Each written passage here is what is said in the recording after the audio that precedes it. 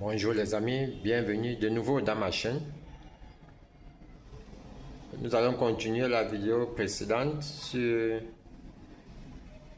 les composants d'une carte mère de téléphone. Comme je disais la dernière fois, c'est que vous qui voulez dépanner les téléphones, vous devez maîtriser les fonctions de chaque composant sur la carte. C'est très important parce que sans ça, il sera difficile pour vous de dépanner.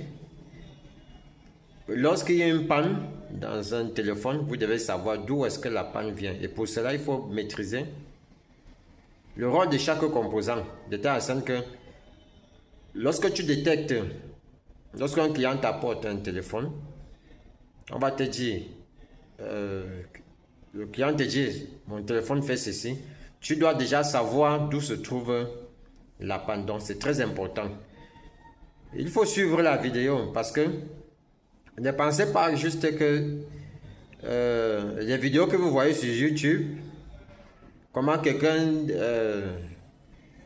répare un téléphone sans explication, c'est complètement cela. Non.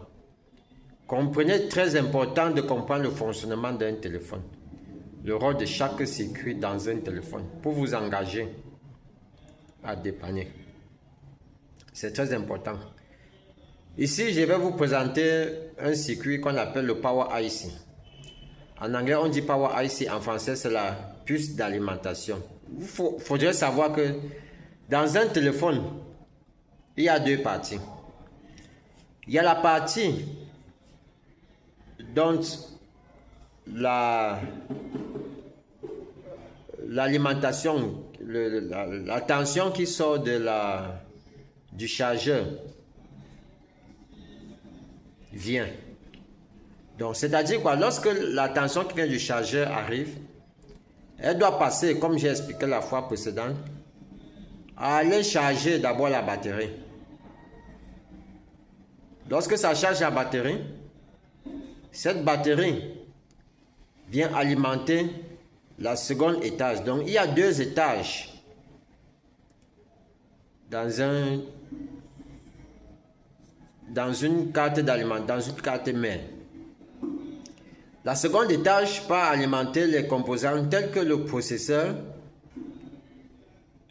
le circuit de stockage et d'autres composants importants.